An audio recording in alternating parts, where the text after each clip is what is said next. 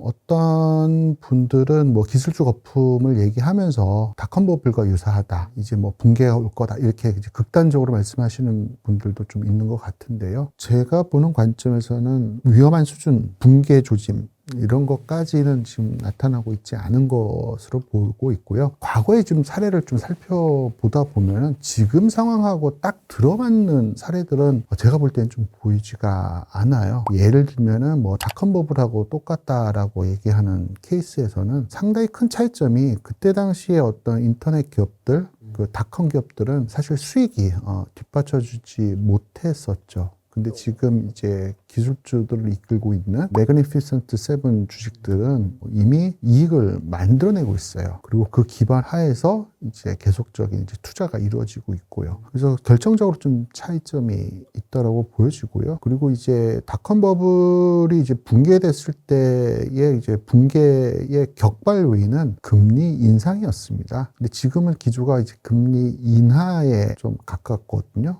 그래서 계속 유동성이 좀 늘어나고 있는 상황이라서 뭐 당장 이제 닷컴 버블과 같이 볼 수는 좀 없다고 좀 보여지고요. 그리고 이제 어떤 신용카드 연체율이나 또 이제 소매 금융에서의 이제 부실을 얘기하면서 뭐 2008년 금융위기와 비슷하다라고 얘기하시는 분들도 있기는 하세요. 근데 이제 그때하고 좀 다른 점이 지금 이제 미국의 가계부채에서 문제되고 있는 부분들 대부분이 학자금이나 신용카드 대출, 그리고 자동차 할부 금융, 이런 영역입니다. 이런 영역의 특징은 뭔가 하면은 소액 다수의 채권자들로 구성이 되어 있어요. 그러니까 채무자들이 굉장히 이제 분산되어 있다는 거죠. 반면에 이제 2008년대에 문제가 됐었던 건 이제 부동산이라는 큰 규모의 어떤 대출들이었거든요. 물론 이제 어떻게 보면 여기도 이제 분산되어 있다 할 수는 있지만 2008년 부동산과 비교를 했을 때는 지금의 어떤 이제 부채들은 많이 좀 안정화되어 있는 형태이고요. 그리고 2008년 금융위기 때는 다들 잘 아시지만 부동산 대출을 이제 CDO로 이제 묶어갖고서는 계속 이제 판매를 하고 이제 시중이 증폭된 그런 문제들이 있었죠. 근데 지금은 그런 이제 규제들이 굉장히 강화됐습니다. 그래서 투명하게 좀 관리가 되고 있고요. 또 이제 결정적으로 보게 되면은 2008년 당시에는 사실 미국 가계의 순부채 구조였어요. 근데 현재는 이제 저축이나 자산 규모가 크기 때문에 순자산, 플러스 상태입니다. 그러니까 급격한 어떤 신용 위기가 촉발되지는 않지 않을까라는 사실 저는 좀 그런 생각을 가지고 있습니다. 단지 이제 좀 우려하는 포인트들은 앞서 말씀드렸던 이제 관세 문제도 있고 인플레이션 문제도 있고, 근데 이런 이제 작은 부분들이 같이 복합적으로 하나 이제 묶여 들어가서 연쇄 작용을 하게 되면은 그게 이제 크게 문제가 될 수 있죠. 늘 이제 금융위기를 보게 되면은 한 곳에서 어떤 문제가 발생해서 거기서 끝나지 않습니다.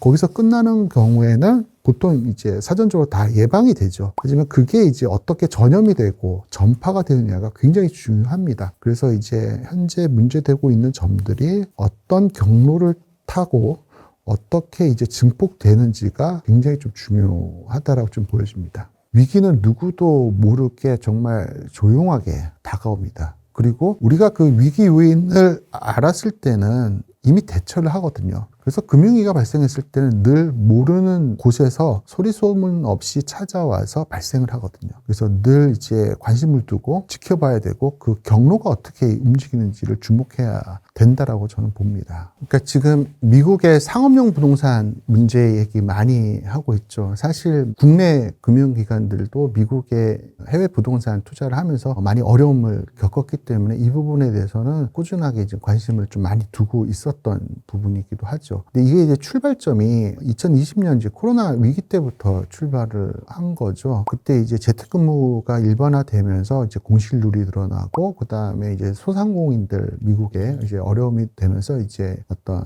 쇼핑센터나 이제 리테일몰에서 이제 부실이 발생한 건데 이게 아직까지도 이제 해결이 안 되고 있습니다. 지금 보면 거의 뭐 대도시 평균 20%가 여전히 공실률로 계속 유지가 되고 안 떨어지고 있는 문제가 좀 심각합니다. 급격한 거죠. 그 다음에 이제 상업용 대출 총액이 한 5.7조 달러 정도 있는 걸로 알고 있는데 2027년까지 한 뭐 1.7조 달러가 아직 남아 있다라고 하면은 꽤 큰 규모의 어떤 부채들이 있죠. 그런데 이제 유심히 살펴볼 포인트는 이게 이제 안 좋은 상황이 발생되는 것은 급격하게 이제 상황이 전개될 때 주로 발생을 하는데 이미 2020년부터 노출된 위험 요인인 거죠. 그렇기 때문에 이제 노출된 위험이기 때문에 지금까지 여기에 이제 대출을 해줬던 금융기관들은 충분히 이제 충당금을 적립하거나 여러 이제 대비책을 다 이제 마련을 좀 해놓고 있기 때문에 급격하게 이제 부실이 일어날 것으로는 좀 보이지가 않아요. 그리고 이제 이런 것들이 이제 문제가 되는 케이스들은 대부분 금리를 인상할 때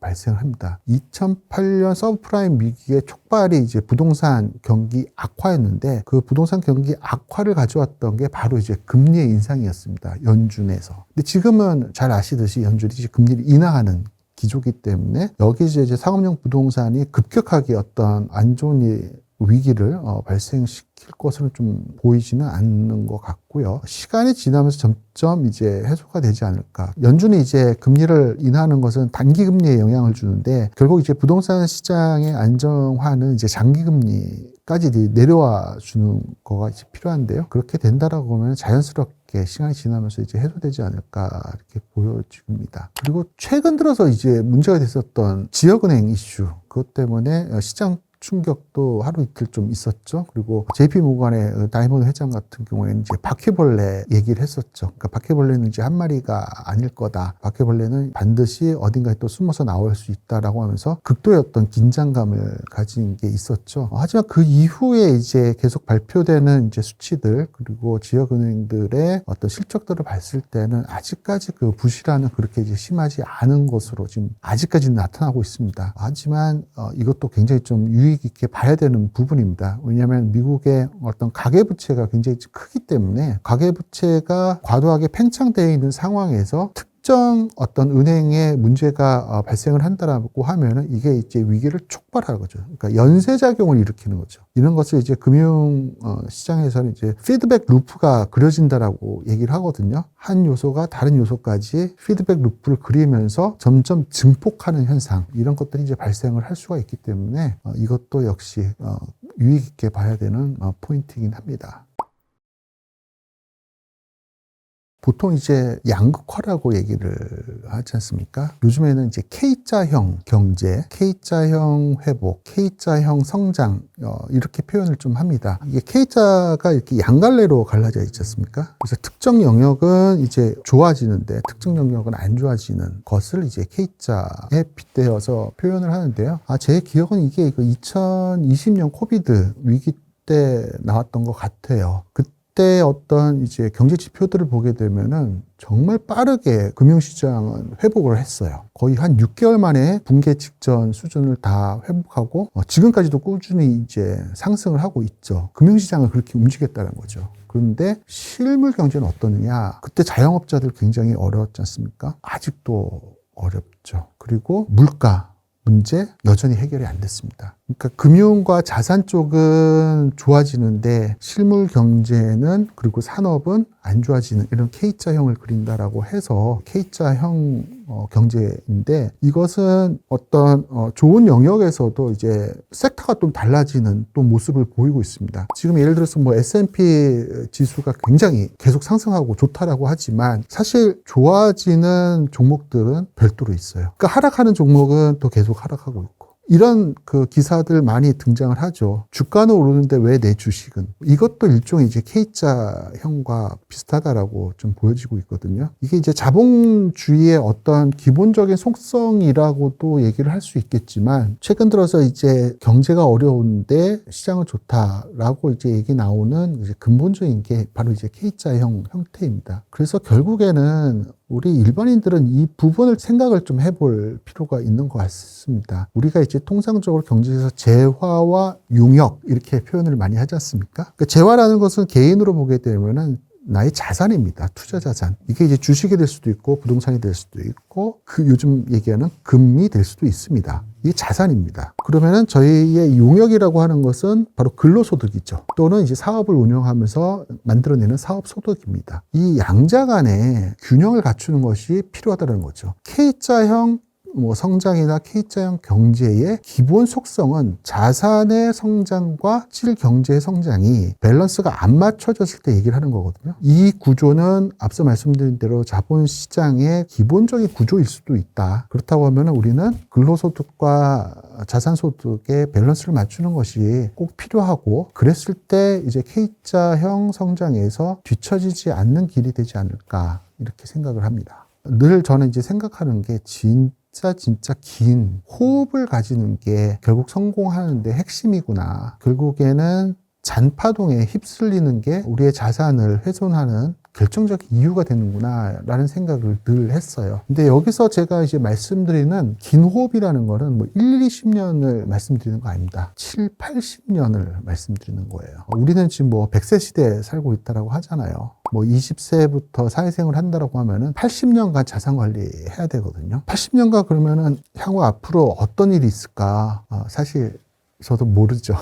근데 다시 역사를 한번 되돌아가 봤어요. 엄청난 일이 있었더라고요. 1944년에 브레튼 우주 체제라는 게 등장을 했죠. 우리 경제사적으로 엄청난 그 충격이었어요. 국제 통화 질서가 바뀌는 거였거든요. 그리고 2차 세계대전이 도래를 했죠. 그 다음에 이제 미국 재정이 적자로 돌아서기 시작했던 베트남 전쟁이 발생합니다. 그 전까지는 이제 미국의 재정이 흑자였죠. 베트남 전쟁 이후에 미국의 재정이 적자로 돌아서면서 갑자기 이제 1971년에 닉슨 대통령이 TV 앞에 나타나서 이런 선언을 합니다. 금태환 중지한다고. 더 이상은 금으로 안 바꿔줍니다, 달러를. 상상할 수가 없는 거죠. 그리고 나서 70년대 석유파동, 스태그플레이션. 스태그플레이션은 경제학에서도 언급될 수 없었던 기이한 현상이었으니까요. 또 어떤 일이 있었냐면 1985년에 플라자 합의 있었죠. 그 인위적으로 환율을 조정해서 국가 간의 어떤 무역을 바꿔버린 거. 그 이후에는 뭐 너무나도 잘 아는 뭐 잃어버린 30년도 있었고, 유로화도 출범했고, 아시아 금융위기 있었고요. 서브프라임, 그 다음에 코로나. 80년간 어마어마한 일이 있었죠. 어떤 것은 이제 작은 진동이었지만 어떤 것은 엄청난 쓰나미였죠. 어떤 특정 국가가 쇠락하는 그런 경우들도 나타났으니까요. 앞으로 우리 80년은 아마 이러한 크나큰 일들이 또 다시 분명히 반복이 될 겁니다. 사람들을 만나다 보면은 그런 얘기를 좀 합니다. 금융위기가 올까? 이렇게 얘기하면은 어떤 분들은 에이, 금융위기 또 오겠어? 에이, 설마 그런 일이 있겠어? 라고 얘기하시는 분들이 있어요. 또 그거와 완전 반대되는 분들도 있죠. 매번 금융위기를 얘기하시는 분들이 있어요. 아, 이제 버블이야. 이제 붕괴가 일어날 거야. 근데 우리는 이거를 인정해야 됩니다. 절대 인간은 그 자산시장과 가격의 고점과 저점을 맞출 수 없어요. 단기간에 몇 번 맞출 수는 있죠. 근데 80년간 맞출 수는 없습니다. 그러면 어떡한다? 이런 이제 확신만 가지고 있으면 될 것 같아요. 위기는 반드시 온다. 그리고 회복도 반드시 온다. 그리고 이것은 순환의 과정이고, 과거에도 이런 것들이 반복됐기 때문에 다시 한번 위기가 왔을 때 너무 당황하지 말고, 과거에도 이런 일이 있었어 라고 생각을 하면서 긴 호흡으로 앞서 말씀드린 것처럼 이성적으로 대응하는 거, 이게 가장 필요하지 않을까. 앞서 말씀드린 것처럼 레버리지 일으키지 않고 군중 심리에 휩쓸리지 않는, 그리고 이제 자기 자산을 포트폴리오를 분산해 놓는다라고 하면은 분명히 이겨낼 수 있거든요. 왜? 위기가 왔지만 회복이 있기 때문에, 저희는 버틸 힘이 있기 때문에 80년간 이렇게만 버틴다라고 하면은 자산은 분명히 상승을 합니다. 3000년의 역사가 얘기를 했죠. 비록 이제 중세 암흑기가 있었지만 결국 인류는 꾸준하게 성장을 했거든요. 그건 이제 불변의 진리입니다. 80년간의 긴 호흡으로 생각한다면 지금의 어떤 혼란이나 어려움도 분명히 다 해소될 거라고, 그런 이제 강한 확신 가지어도 되지 않을까, 이렇게 생각합니다.